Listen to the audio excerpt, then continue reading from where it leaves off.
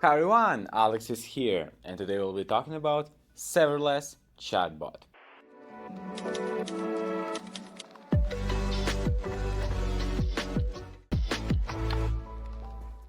So we'll be creating basic AI chatbot that will give us responses and we'll be sending our queries, but it will be serverless. And we'll talk today about how to work with that in a basic way and what is advantages of that. Let's dive in. So, mostly a problem is when we're working with our chatbots and we're running them on the servers is the first problem, because if we're running them locally, yes, it's extremely fast on the responses, but the memories, CPU, GPU that we're using is quite high, and the problem is that it's costly to build such system if you're not know for sure that your system will be used a lot. That's why it's better to have API requests to separate servers and get responses from them to work on with the specific chat. Also, such chats mostly are not open, so you cannot just download them. So for example, ChatGPT or Gemini, you cannot just take them and put in the server because it's not open source. There are a couple of that are open source, but they are not allowed to be used commercially. And if someone will discover that you're using them, you can have a huge law process about that. So that's another disadvantage on that kind of sphere. So that's why mostly all the users are just taking API keys to the specific chatbots and making requests to them. Why? Firstly, because it's quite understandable for all of the people. Most of all chatbots, they're paid, and all the users are paying for them. So it's the case that when you're using a specific system that you're using AI, that it will probably will require payment. It's okay. Yeah, there are free versions and free even API chatbots. It's okay, but they're not so powerful, but they also are. And that's quite easy to create that. Like, we have a lot of tutorials to create that. It's just a library, for example, from OpenAI that makes just requests to the specific model with specific API key and gives you a response. That's all. Really, there are nothing to do at all. Before that, it was really hard to create such a system. Right now, it's totally not. It's fully open to developers, and it's quite low level to create even simple chatbot server.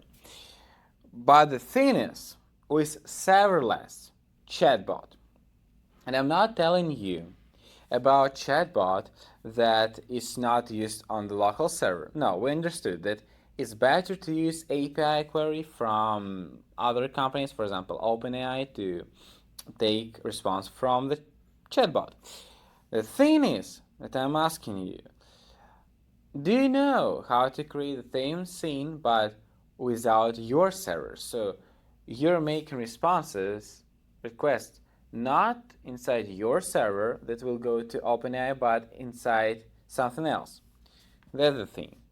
And that goes serverless. The key idea here is to work with your server when you don't know your specific audience, for example. It's mostly used by a lot of startups, and when you don't know if your new functionality will work good with your audience. So basically, how does it work? You're taking, for example, AVC Gateway, API Gateway, just AVC server, renting it, just putting one handler.py file, and mostly that's all. How it will use?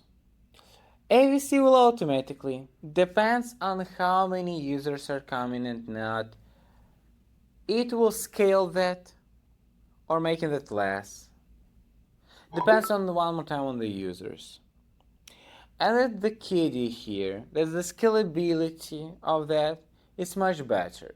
So if you're using a project that is can go really high, at some point you should be able to work with that.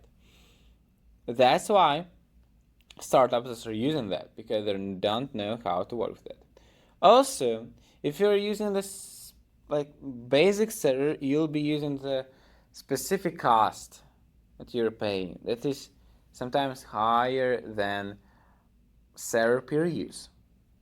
And this is the thing, that when you don't have any clients, you nearly don't have any usage of that. And that's why the cost will be less. But of course, if there are a lot of users, mostly it will cost you more. And that's the thing, that when startups are trying to become bigger, they're going to the server side than the serverless. But that's another talk.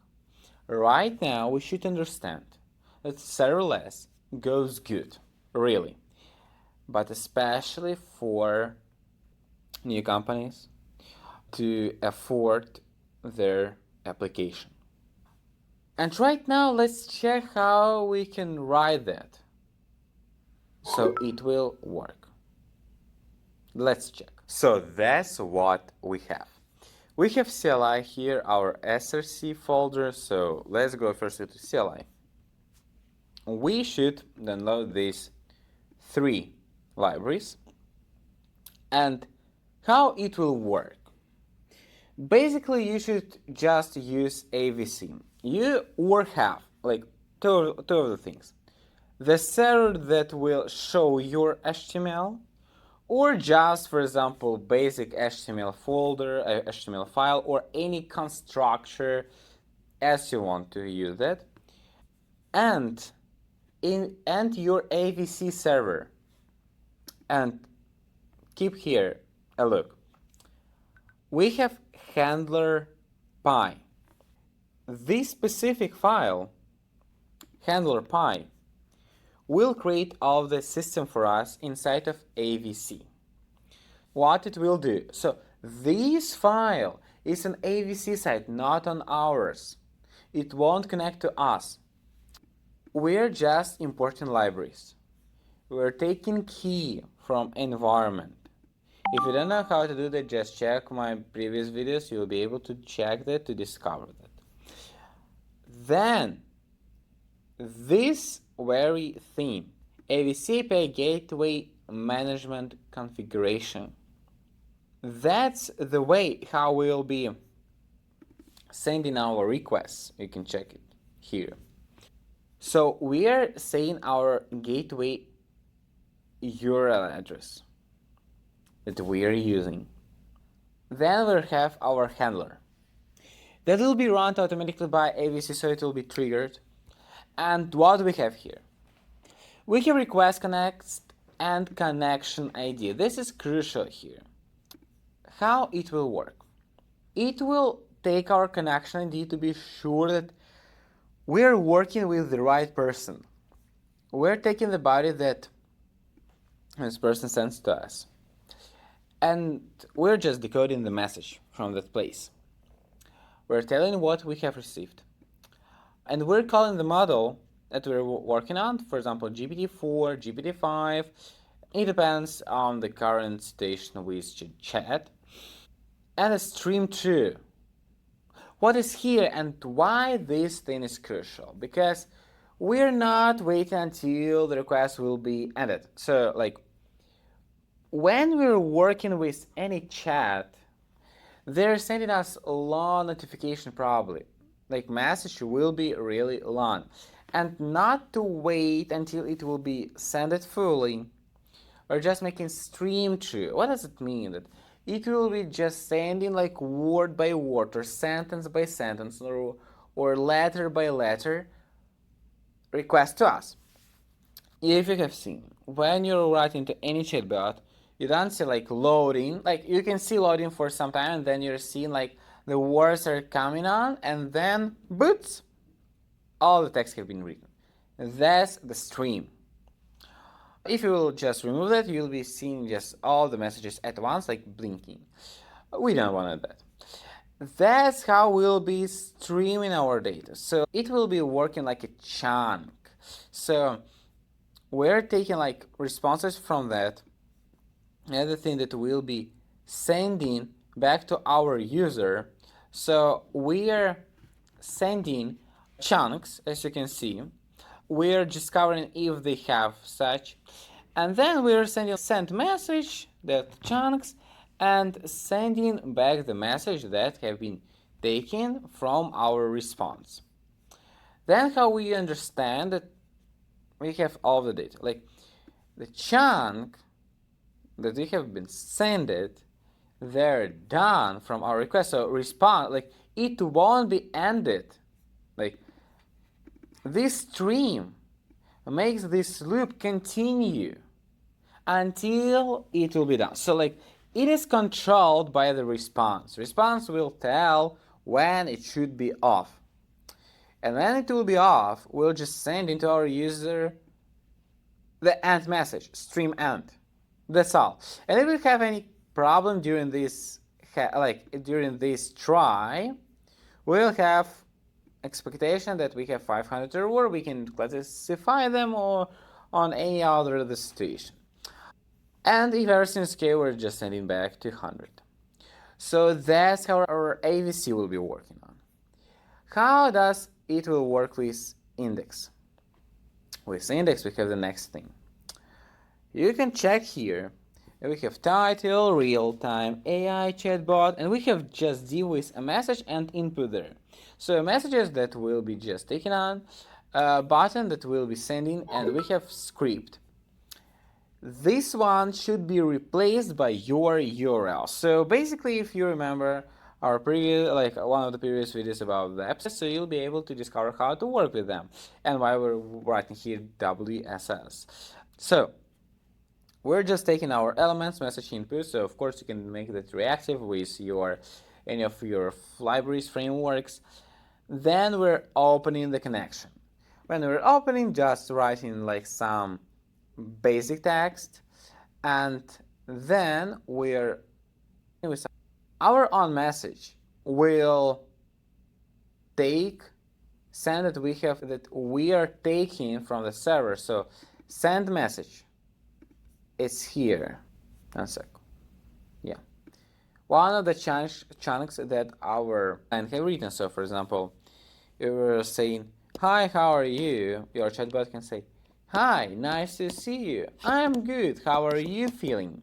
So these things can be just writing with some stops, like first letter how, then you are doing, like the chatbot is sending back to us, and it will be just adding every time to our inner HTML of our message div.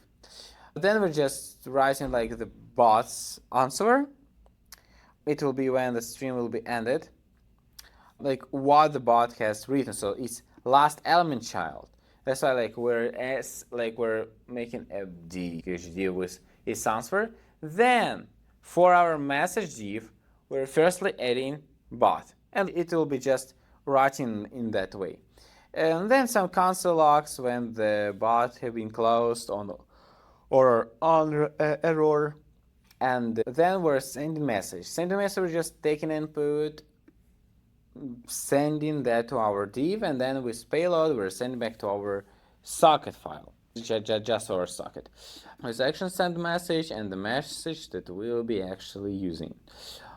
That's how it works, and this way it will help you to work with scalability and to work with pay by usage. So everything will be working the next way. You have your HTML page. It can be configured in different ways. So it can be configured with some constructors, it can be configured by yourself, or it can be configured by a specific developer. In any case, it will be just simple HTML page, like the simplest thing that can be here. And then we have AVC that will control everything by its own, like memories, CPU, GPU, so it will be scaling automatically. We just have our handler, and how many users we'll have in that way, it will be scaled. Yes, we have latency here. Yes, it's not so fast, it's not so sometimes useful with a lot of users, but in any case, I think it's the best way to work for startups, in my opinion. Thanks everyone for watching this video. Hope that you liked it and understood how to work with serverless with your chatbot. Please send me back your ideas, your thoughts about the next videos, and what do you think about this one. I was happy to see you here and wishing you all the best. Bye.